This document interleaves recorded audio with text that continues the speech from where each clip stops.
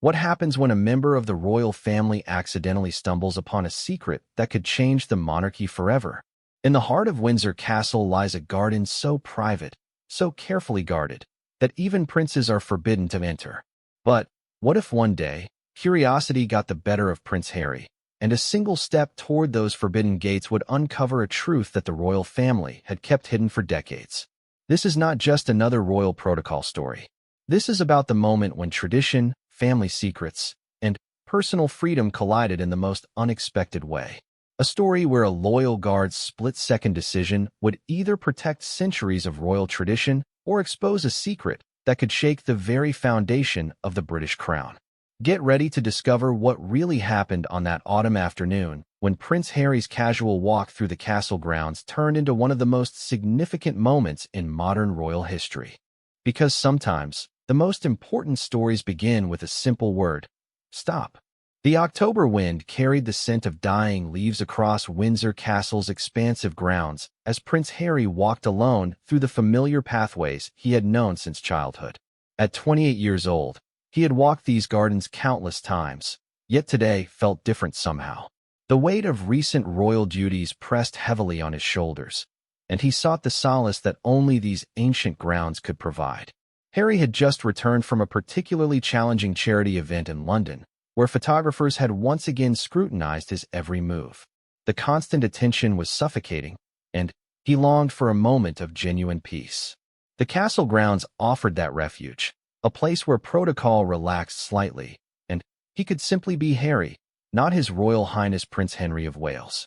As he wandered deeper into the gardens, past the rose beds that his grandmother tended with such care, Harry noticed how the afternoon light filtered through the oak trees in a way that seemed almost magical. These moments of tranquility were becoming increasingly rare in his life. Between military duties, royal engagements, and the ever-present media attention, finding time to simply walk and think had become a luxury. The path he chose today was one he had not taken in months. It led toward the older sections of the castle grounds, where ancient stone walls created hidden alcoves and secret corners that had witnessed centuries of royal history. As a child, he and William had often played hide and seek in these areas, creating imaginary adventures among the historical monuments and carefully maintained gardens. Today, however, Harry was not seeking adventure or childhood memories. He was searching for clarity. Recent conversations with his father about his future role in the monarchy had left him questioning many things. The expectations placed upon him sometimes felt overwhelming, and he wondered if he would ever find a way to balance his public duties with his desire for a meaningful private life. The sound of gravel crunching under his feet provided a steady rhythm as he walked. Gardeners worked quietly in the distance, their presence so familiar that they had become part of the landscape itself. These were people who had served the royal family for decades, some of them tending these same gardens since before Harry was born. Their dedication and discretion were absolute, creating a safe space where royals could move about without the constant awareness of being watched and judged. As Harry rounded a corner near the old chapel, he noticed a section of the gardens he had somehow never paid much attention to before. A high stone wall, covered in centuries-old ivy, stretched along what appeared to be a considerable area. The wall was older than most of the other garden features, its stones weathered and darkened by age. What caught his attention most, however, was an ornate iron gate set into the wall. The gate was unlike any other entrance to the various garden sections Harry knew. This one seemed more formal, more deliberate in its design. Intricate metalwork formed patterns that spoke of old-world craftsmanship, and though he could not see clearly through it, there appeared to be another garden beyond. The mystery of what lay behind that gate sparked his curiosity in a way that surprised him. Walking closer to examine the gate more carefully, Harry realized he had never heard anyone mention this particular section of the grounds. In all his years of exploring the castle and its gardens, in all the family walks and outdoor events, this area had somehow remained invisible to him. It was not hidden exactly, but it seemed to exist in a space that was simply not discussed or referenced. The iron gate was clearly well maintained despite its apparent age. The metalwork showed no signs of rust, and the hinges looked as though they were regularly oiled and cared for. Someone was definitely responsible for this area, yet Harry could not recall ever seeing gardeners working on this side of the stone wall. The more he studied the gate, the more intrigued he became. Through the bars of the gate, Harry could make out what appeared to be a beautifully maintained garden space. The glimpses he caught suggested formal plantings, perhaps some statuary, and pathways that seemed to follow a deliberate design. The garden beyond appeared to be as carefully tended as any other section of the castle grounds, yet it remained completely separate and apparently private. Standing before the gate, Harry felt a familiar stirring of curiosity that had often led him into trouble as a child. There was something about forbidden or unknown spaces that had always appealed to him. Even as an adult, that sense of adventure remained strong.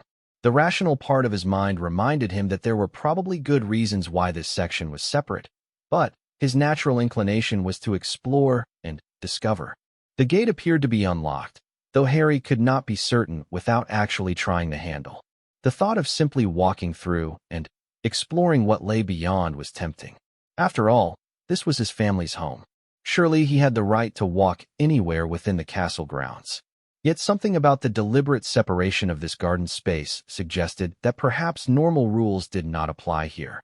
As Harry contemplated whether to investigate further, he heard footsteps approaching on the gravel path behind him. The steady, measured pace was distinctly that of someone in uniform, someone whose job it was to patrol and protect the castle grounds. For a moment, Harry considered simply walking on, pretending he had not been particularly interested in the gated garden. But his curiosity was now fully aroused, and he found himself reluctant to leave without answers. The footsteps drew closer, and Harry recognized the approach of someone he knew well. Sergeant James Morrison had been part of the castle security detail for nearly 15 years. Harry had known him since his teenage years, and Morrison had always been professional yet approachable. If anyone could satisfy his curiosity about the mysterious garden, it would be Morrison. "Good afternoon, Your Royal Highness," Morrison said as he came within speaking distance. His tone was respectful, but carried an undertone that Harry could not quite identify. It was as though Morrison was not surprised to find him here, as though this encounter might not be entirely coincidental. "Afternoon, Sergeant Morrison," Harry replied, turning to face the security officer. "Lovely day for a walk, isn't it?" He gestured toward the gate behind him. "I was just admiring this beautiful ironwork. I don't think I've ever noticed this particular gate before." Morrison's expression remained professionally neutral, but Harry caught a fleeting look in his eyes that suggested the sergeant knew exactly why he might be interested in this particular location. There was a moment of silence that stretched just long enough to feel significant. "That's a very old section of the grounds, sir," Morrison said finally. "Been there longer than most people remember." His words were carefully chosen, providing information without really explaining anything. Harry recognized the technique from years of dealing with staff who were trained to be helpful while maintaining appropriate boundaries. The prince found himself studying Morrison's face more carefully. The sergeant was clearly choosing his words with unusual care, and Harry sensed that there was much more to this situation than a simple garden gate. The feeling that he was on the verge of discovering something important grew stronger. "Is it open to walk through?" Harry asked, trying to keep his tone casual. "I was thinking of exploring a bit, seeing parts of the grounds I might have missed over the years." Morrison's pause before answering was brief, but noticeable. When he spoke, his voice carried a tone of polite firmness that Harry had rarely heard directed at him. "I'm afraid that particular section is not generally open for casual visits, sir. It's maintained for very specific purposes." The phrase "very specific purposes" hung in the air between them, raising more questions than it answered. Harry felt his curiosity transform into something approaching determination. There was clearly a story here, something that involved protocols and restrictions he was not aware of. In his experience, such situations usually involved either security concerns or family traditions that were considered too sensitive for general discussion. Looking back at the gate, Harry noticed details he had missed in his initial examination. The lock mechanism, while ornate, appeared to be more sophisticated than a typical garden gate would require. The hinges were not just well-maintained but seemed to be of a quality that suggested frequent use rather than occasional access. This was not a gate that stood permanently closed. "What sort of specific purposes?" Harry asked, his tone indicating that he was not satisfied with Morrison's vague explanation. As a member of the royal family, he was accustomed to receiving thorough answers to his questions about family properties and protocols. The sergeant's evasiveness was unusual and only heightened his interest. Morrison seemed to consider his response carefully. Harry could almost see the internal debate playing out as the sergeant weighed his duty to provide information against what were clearly some very specific instructions regarding this particular area. Finally, Morrison spoke with obvious reluctance. "It's a private garden, sir, maintained for very particular occasions and specific family use. Access is typically arranged through proper channels and appropriate advance notice." The formal language was Morrison's way of indicating that this conversation was moving into territory that required careful handling. The mention of specific family use immediately caught Harry's attention. In all his years of royal life, he had never encountered a family space that required advance notice for access. The Queen's private apartments, certainly, and various official rooms that were used for state functions, but never a garden. Gardens were traditionally the most informal areas of royal residences, places where family members could relax and move about freely. Harry felt a growing sense that he was standing at the edge of a family secret, something that had been carefully maintained and protected throughout his lifetime. The thought both excited and concerned him. On one hand, the possibility of discovering something new about his family's history was intriguing. On the other hand, the obvious care with which this secret had been maintained suggested that there might be good reasons for its protection. "Specific family use," Harry repeated, his voice carrying a note of authority that indicated he expected a more complete explanation. "I am family, Sergeant Morrison. What occasions? What purposes?" The directness of his question put Morrison in an obviously difficult position. Harry could see the conflict playing out in the sergeant's expression as duty to answer his questions battled against what were clearly very specific instructions about this particular topic. The pause stretched long enough to become uncomfortable. Finally, Morrison spoke with the tone of someone who had reached a decision that might have significant consequences. "Your Royal Highness, I believe this is a matter that would be best discussed with Her Majesty or His Royal Highness the Prince of Wales. There are protocols and traditions involved that are beyond my authority to explain." The suggestion that he should consult his grandmother or father about a garden on his own family's property struck Harry as both reasonable and frustrating.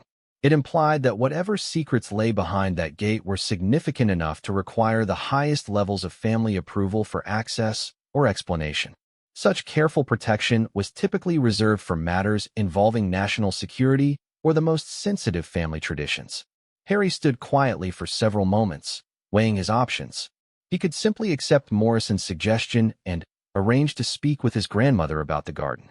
That was clearly the proper and respectful approach. Alternatively, he could press the issue now, using his position and authority to demand immediate access and explanation. The choice would likely determine not just what he learned today, but how he was perceived by the staff who protected his family's most sensitive secrets. The afternoon sun was beginning to slant through the oak trees at a lower angle, casting longer shadows across the gravel paths. The peaceful beauty of the moment contrasted sharply with the tension Harry felt as he stood before the mysterious gate. Whatever lay beyond that ironwork represented something significant in his family's private life, something that had been carefully protected and maintained throughout his entire lifetime. As he contemplated his next move, Harry became aware that this moment might prove to be more important than a simple afternoon walk had any right to be. The choices he made in the next few minutes could open doors to family secrets or create conflicts that might have lasting consequences. The weight of that realization settled over him as he stood in the lengthening shadows of the October afternoon, still staring at the gate that promised answers to questions he had not even known he should be asking. The silence that followed Morrison's suggestion stretched between them like a taut wire. Harry could feel the sergeant's discomfort growing with each passing second, and he realized that his next words would likely determine the direction of this entire encounter. The afternoon breeze rustled through the ivy covering the ancient stone wall, creating a sound that seemed to whisper of old secrets and carefully guarded mysteries. Harry had always prided himself on his ability to read people, a skill that had served him well both in military service and royal duties. Looking at Morrison now, he could see more than just professional duty in the man's stance and expression. There was genuine concern there, perhaps even a hint of fear. Not fear of Harry himself, but fear of the consequences that might follow from whatever decision the sergeant made in the next few moments. "Sergeant Morrison," Harry said finally, his voice carrying the authority of someone who had learned to command respect while still maintaining personal warmth. "I appreciate your concern for proper protocols, but I find myself in the unusual position of being told that there's a part of my own family's home that I cannot access without special arrangements. I'm sure you can understand why that might seem strange to me." Morrison's jaw tightened almost imperceptibly, a sign that Harry's reasonable tone and logical argument were having an effect. The sergeant clearly understood the prince's position, but he was equally bound by whatever instructions he had received regarding this particular area. The conflict playing out in Morrison's expression suggested that these instructions were both specific and serious. "Your Royal Highness," Morrison began carefully, "I understand your position completely. However, my instructions regarding this particular garden are quite clear and come from the highest levels of palace administration. I am not at liberty to modify those instructions on my own authority, regardless of the circumstances." The phrase "highest levels of palace administration" carried significant weight in the complex hierarchy of royal household management. Harry knew that such language typically indicated instructions that came directly from either his grandmother or his father, possibly both. The formality of Morrison's response suggested that whatever protocols governed this garden had been established with considerable thought and for serious reasons. Harry found himself facing a choice that went beyond simple curiosity about a garden. This was becoming a test of his position within the family hierarchy and his relationship with the staff who served his family. If he pressed too hard, he might damage important relationships and create unnecessary conflict. If he backed down too easily, he might miss an opportunity to understand something important about his own family. "What exactly are your instructions, Sergeant?" Harry asked, deciding to approach the situation from a different angle. "I'm not asking you to disobey orders, but surely I have the right to understand what protocols apply to me and my movements within my own home." Morrison seemed to consider this question carefully, as though weighing exactly how much information he could share without crossing lines that had been clearly drawn for him. His pause suggested that Harry's approach was reasonable and that there might be some flexibility within the guidelines he had been given. "My instructions are to ensure that access to this particular garden is coordinated through proper channels and that any family member seeking access is provided with appropriate briefing and preparation before entry," Morrison said finally. "The garden contains elements that require context and explanation for full understanding." The mention of appropriate briefing and preparation struck Harry as particularly intriguing. What kind of garden required preparation before entry? The only contexts in which he had encountered such requirements were visits to sensitive historical sites or locations that contained potentially disturbing or emotional content. Neither seemed likely for a private garden within the castle grounds. "What kind of elements require explanation?" Harry pressed, sensing that Morrison was becoming slightly more forthcoming. "Are we talking about historical artifacts? Security concerns? Family memorials?" Morrison's expression shifted slightly, and Harry caught a glimpse of something that might have been relief. Perhaps the sergeant was grateful to have the conversation moving in a direction that allowed him to provide some information without completely violating his instructions. "The garden serves as a private memorial space, sir," Morrison said carefully. "It contains tributes and commemorative elements that relate to sensitive aspects of family history. Access is typically arranged to ensure that proper context and family historical background are provided." The word memorial immediately changed Harry's entire understanding of the situation. Suddenly, the careful protection and formal protocols made perfect sense. This was not just a private garden, but a place where his family honored memories that were too personal or too sensitive for public knowledge. The thought that such a space existed, and that he had been unaware of it, filled him with a complex mixture of emotions. "Family memorials that I know nothing about?" Harry asked, his voice reflecting the genuine surprise and slight hurt he felt at this revelation. "What aspects of family history are we discussing here?" Morrison's discomfort became more visible as he realized that his attempt to provide some explanation had only raised more complex questions. The sergeant clearly understood that Harry's emotional response was completely understandable, but he was equally bound by instructions that limited how much additional information he could provide. "Your Royal Highness, this is precisely why the proper protocols exist," Morrison said with obvious sympathy in his voice. "The memorial elements within the garden relate to family experiences and losses that require careful discussion and proper presentation. It's not that the family intends to exclude you, but rather that these are matters that benefit from thoughtful preparation and appropriate setting for discussion." The explanation was both reassuring and frustrating. Harry appreciated Morrison's attempt to help him understand that the secrecy was not intended as exclusion, but he remained deeply curious about what family experiences and losses could be so sensitive that they required special preparation for family members to learn about them. Harry found himself thinking about his family's history, trying to identify what losses or experiences might be considered too sensitive for normal discussion. There were certainly tragic events in royal history, but most of these were well documented and familiar to all family members. The suggestion that there were family experiences significant enough to warrant a private memorial space, yet sensitive enough to require careful presentation, pointed to something more personal and more recent. "How long has this memorial garden existed?" Harry asked, hoping that understanding the timeline might provide some clue about what events it commemorated. "Are we talking about something that was established recently, or is this a long-standing family tradition?" Morrison appeared to consider whether this question fell within the boundaries of information he was permitted to share. His thoughtful pause suggested that he was weighing the value of providing some historical context against his instructions to maintain discretion about specific details.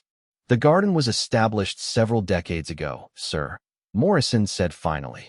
"It has been maintained and occasionally updated as circumstances have warranted. The most recent significant additions were made following events that occurred during your childhood." The mention of events during his childhood immediately focused Harry's attention in a way that surprised him with its intensity. Suddenly, this was not just about family history in general, but about specific events that had occurred during his own lifetime, events significant enough to warrant memorial commemoration, yet sensitive enough to require careful handling in family discussions. Harry's mind began racing through the significant events of his childhood, trying to identify what might fit the criteria Morrison had described.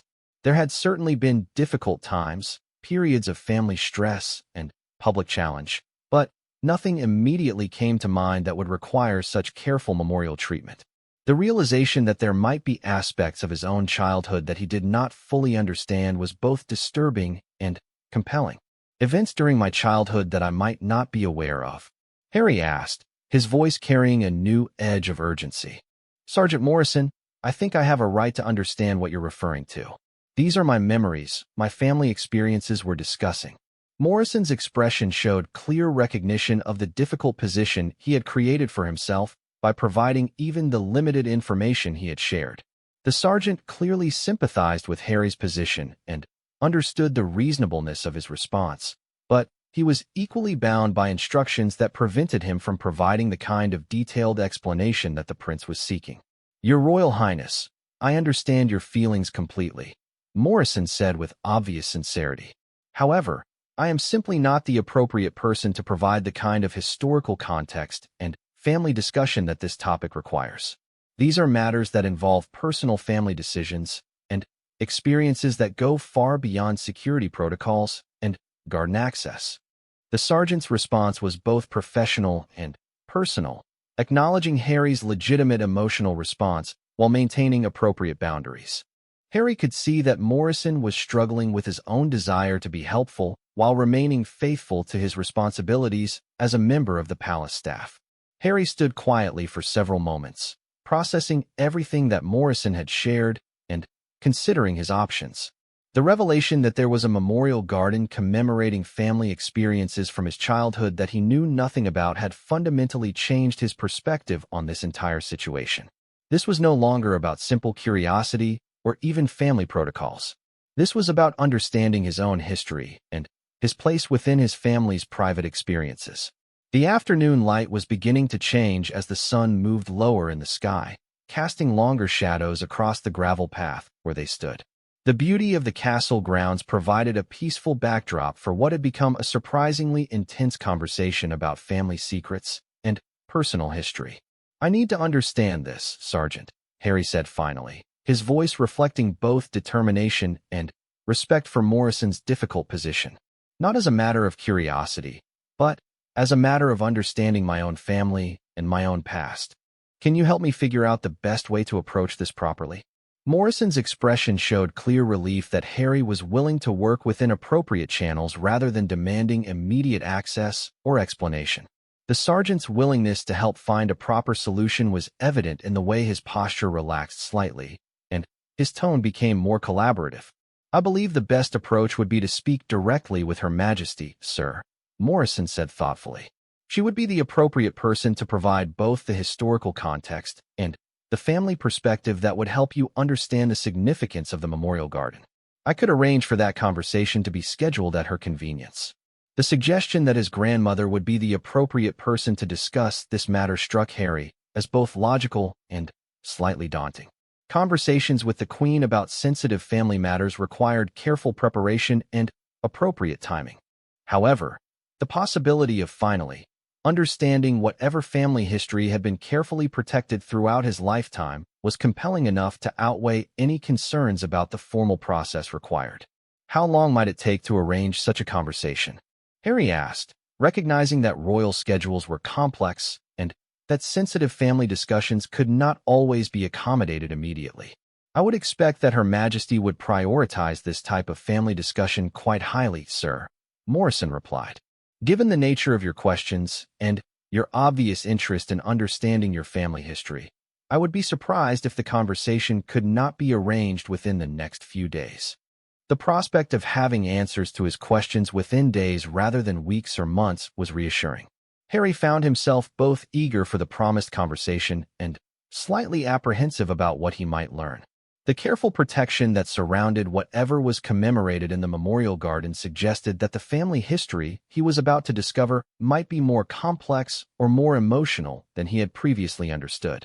As Harry prepared to accept Morrison's suggested approach, he found himself taking one more careful look at the iron gate that had started this entire conversation. Beyond the ornate metalwork, he could still see glimpses of what appeared to be a beautifully maintained garden space. The knowledge that it contained memorial elements commemorating aspects of his own childhood made those glimpses somehow more poignant. "Thank you, Sergeant Morrison," Harry said finally. "I appreciate both your discretion and your help in finding an appropriate way forward. Please do arrange that conversation with Her Majesty as soon as possible." Morrison's nod indicated both relief and respect for Harry's willingness to handle this sensitive matter through proper channels. The sergeant clearly appreciated the prince's understanding of the complex loyalties and responsibilities that govern palace staff in situations involving family sensitivities. As Harry prepared to leave and continue his walk through the castle grounds, he realized that what had started as a simple afternoon stroll had evolved into something much more significant. He was about to embark on a journey of family discovery that might fundamentally change his understanding of his own history and his place within the complex dynamics of royal life. The mystery of the memorial garden would be solved soon, but Harry sensed that the answers he received might raise new questions about his family, his past, and the carefully protected secrets that shaped the private lives of the royal family. The anticipation of that coming conversation filled him with a mixture of excitement and apprehension as he walked away from the ancient gate and the secrets it protected. 3 days after his encounter with Sergeant Morrison at the mysterious garden gate, Harry found himself walking through the familiar corridors of Windsor Castle toward his grandmother's private sitting room. The formal invitation had arrived the previous evening, written in the precise handwriting that indicated the Queen herself had composed the message rather than delegating the task to her private secretary. The message had been brief but significant. "My dear Harry, I understand you have questions about family history that require discussion. Please join me for tea tomorrow afternoon at 4 o'clock in my private sitting room. We have much to discuss. With love, Granny." The informal signature contrasted sharply with the formal tone of the first sentences, suggesting that while this would be a serious conversation, it would take place within the warm context of their close personal relationship. As Harry approached the sitting room door, he found himself feeling unusually nervous about a meeting with his grandmother. Their relationships had always been characterized by warmth, humor, and mutual respect, but the gravity of the questions he was about to ask made this conversation feel different from their typical informal visits. The sitting room itself was a reflection of the Queen's personal taste and long tenure as monarch. Comfortable furniture was arranged to encourage conversation, while family photographs and personal mementos created an atmosphere that was both regal and intimate. Afternoon sunlight streamed through tall windows that looked out over the same gardens where Harry had made his curious discovery just days earlier. The Queen was already seated when Harry entered, pouring tea from a service that he recognized as one she reserved for family occasions. Her manner was warm and welcoming, but there was something in her expression that suggested she had been preparing for this conversation with considerable thought and perhaps some emotional preparation of her own. "Come in, Harry," she said, gesturing to the chair across from her own. "I've been looking forward to our talk. Morrison tells me you've been asking some very thoughtful questions about family history." Harry took his seat and accepted the cup of tea his grandmother offered, noting that she had prepared it exactly as he preferred without needing to ask. This attention to personal details was characteristic of her approach to family relationships, even when dealing with serious matters. "Thank you for making time for this, Granny," Harry said, settling into his chair. "I have to admit, I'm quite curious about what I discovered the other day." Morrison was very professional about it all, but he made it clear that there are family matters I'm not aware of. The Queen nodded thoughtfully, her expression becoming more serious as she prepared to address topics that were clearly significant to her personally, as well as historically. Harry could see that whatever she was about to share had been carefully considered, not just in terms of what information to provide, but how best to present it in a way that would be both informative and emotionally appropriate. "The memorial garden you discovered represents one of the most difficult periods in our family's recent history," she began, her voice carrying the weight of careful deliberation. "It commemorates events and decisions that were necessary for the protection of the monarchy, but which came at considerable personal cost to several family members." The mention of personal costs and difficult decisions immediately focused Harry's attention.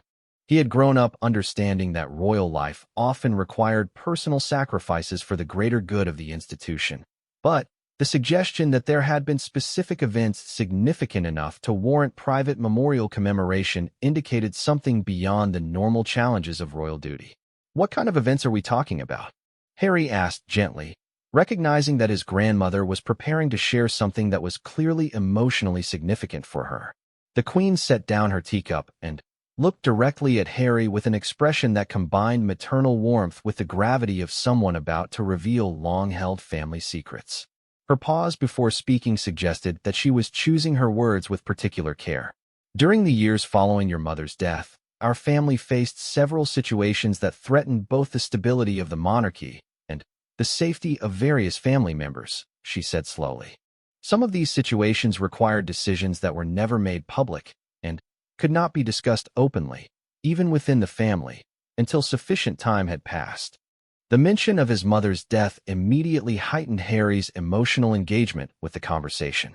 He had always known that the period following Diana's death had been extraordinarily difficult for the entire royal family, but the suggestion that there had been specific threats and secret decisions added a new dimension to his understanding of that time. "Threats to family safety?" Harry asked, trying to keep his voice steady despite the emotional impact of learning that his family had faced dangers he knew nothing about. "What kind of threats?"